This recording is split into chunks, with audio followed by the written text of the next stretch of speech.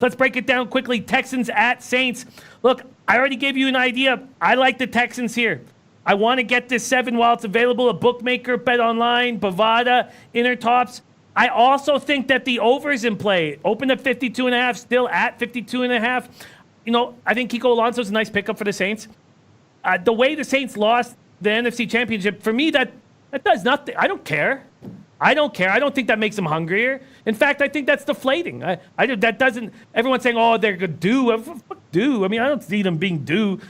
Breeze had great numbers last year, but we watched him not be able to throw the long ball, the deep ball. Maybe the arm fatigue will happen later. But Tunsil is going to make a huge impact in a very positive way.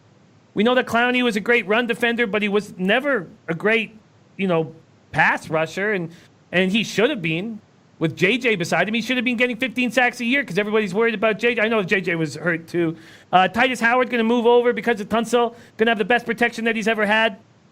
I know the Lamar Miller loss hurts, but Carlos Hyde, an underrated pickup. Load management will help him. Duke Johnson can run the ball. I like the Texans. I like the Texans here, and I like the over. I've not made these moves yet, but I'm very interested in making them. Donnie Rightside, Texans Saints.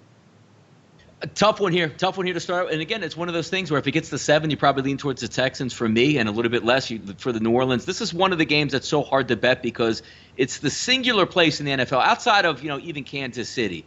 It's the one environment where it's so intriguing because you don't get this in sport, where the home team has such an advantage because the other team can't hear anything. And when you're on offense, you can hear a pin drop for New Orleans.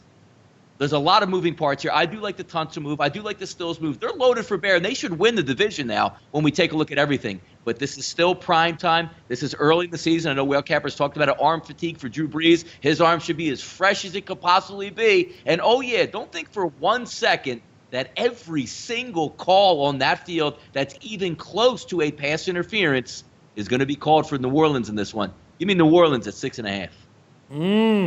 Did you make that an official play, Donnie? No, it's not an official play, but I do like it. Okay. Wow. You know what? Okay. Let's see what Whale Capper has to say about this. Whale Capper, Donnie liking the Saints, I'm liking the Texans, and I'm liking the over. Well, okay, so short of some referee foolishness, I think the Texans are clearly the right side in this game. I share a little bit of your bullishness about the Texans, Jimmy, not as much. I still think Bill O'Brien is a poor coach. I still think there are some key and obvious problematic holes in this roster that keep them from the top tier of the AFC and will make it tough for them to win the AFC South. All that said, they are going to be very live in this game. My position kind of heading into this season is that the market is wildly high on a Saints team whose window has closed. I see Drew Brees, every freaking video clip I've seen from him in camp, every practice shot I've seen, every preseason snap, he's thrown that every preseason pregame he's throwing the ball, before the game starts. His arm strength is an enormous concern as far as I handicap this team. And I think we are going to see a potential for him to be replaced over the course of the season as they try to give him more time to get right and get healthy, because I think it's a shoulder injury, arm strength thing that's tough to deal with when you turn 40 years old. I wouldn't know what that's like. I'm not 40, but I assume it's bad. And anyway, the Texans in this spot set up well. They match up well.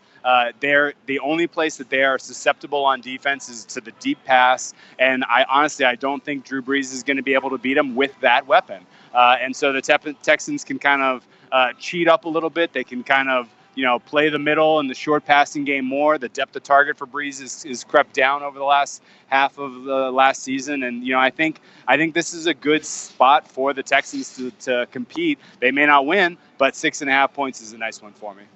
Oh, I like that. I like that a lot. Sports Keg said sent it out at 7. I would have bet them outright if O'Brien wasn't the coach. I'm very excited. Creating Capital says, telling you guys take Texans 50-1 now after they beat the Saints. Wow.